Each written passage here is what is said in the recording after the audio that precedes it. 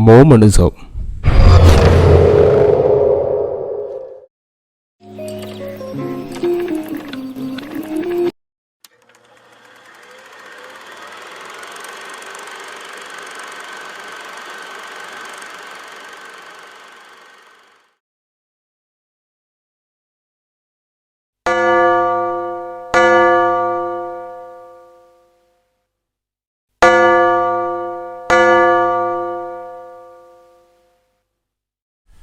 They say walls cannot talk, but here every wall hides a disturbing secret, a town of silence where prayer is a law and loyalty is demanded.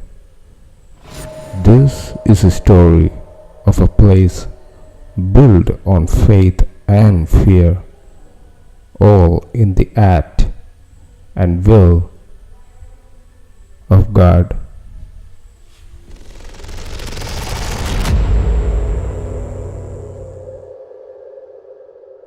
Nestled on the dusty border of Utah and Arizona lies a community known as Short Creek.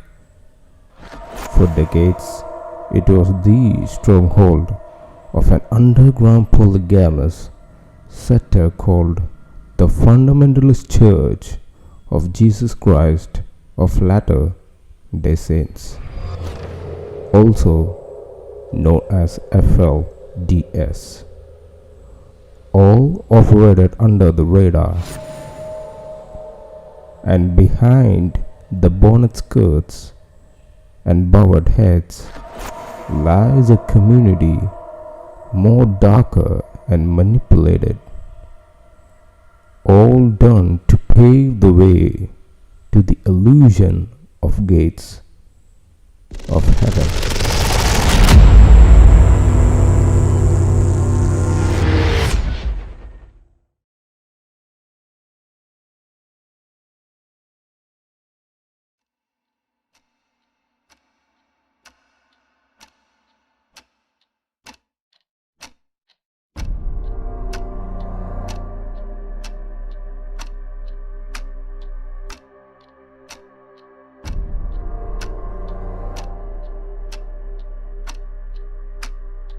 In the late 19th century, mainstream Mormonism officially abandoned the infamous polygamy, but some refused to let go.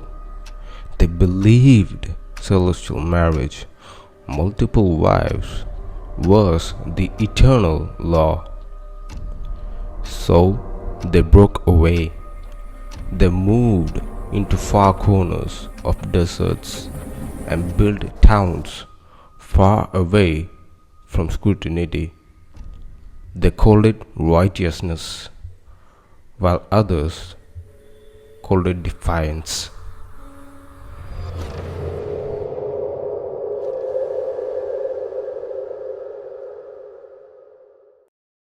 Now it's year 1953. Arizona law enforcement creeps and storms and raids into Short Creek. It became the largest mass arrest of polygamists in U.S. history. An astounding 36 men and 86 women were arrested. Many children's parents were taken as well. The public went into frenzy and outraged. From that moment, the infamous community retreated deeper and deeper into secrecy. From then on, shadows became their home for their depraved, darkest fantasies to come into reality. By 2002, power had consolidated under one man, Warren Jeffs. Upon his father's death, Jeff declared himself the prophet, the revelator, and the ultimate figure of authority.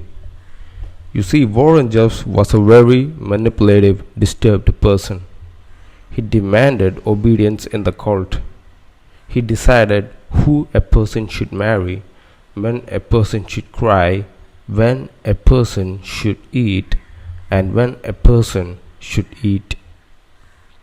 He controlled spiritual marriages. He reassigned wives to fit in with a specific person. Soon he started expelling young men to those he viewed as rivals. Warren Jeffs did not build a cult. He built a deeply perverted cult in the name of God. Inside these haunted whispers of the cult walls, the floors were lined with obedience. Women sang the creed, keep sweet, pray, obey, a mantra of silence and suppression.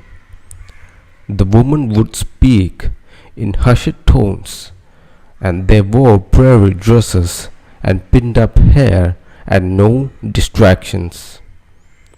The woman would often say that they were taught to never show anger. They were taught that the outside world was sinful.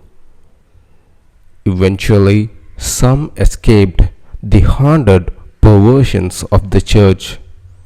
They escaped through windows, through back doors, and through desperation. A woman named Brielle Decker, once the 65th wife, unscrewed a window in the dead of the night and ran away into the dark, unknown night. In 2007, Warren Jeffs was convicted of an accomplice to non-consensual acts against women. His crimes involved underage brides, with many aging from far as the age of 12. By this time, the community was starting to show the signs of crack. But unfortunately, the trauma and the damage was already done. Even today, his reach lingers on. His survivors rebuild, but many remain still trapped by trauma. Some places remain closed to outdoors, far away from the public eyes, and some hearts remain still captive. I guess in the end, what is there left to say in this horrific community? Can faith heal the fear from these victims? Or does the silence remain forever echoing?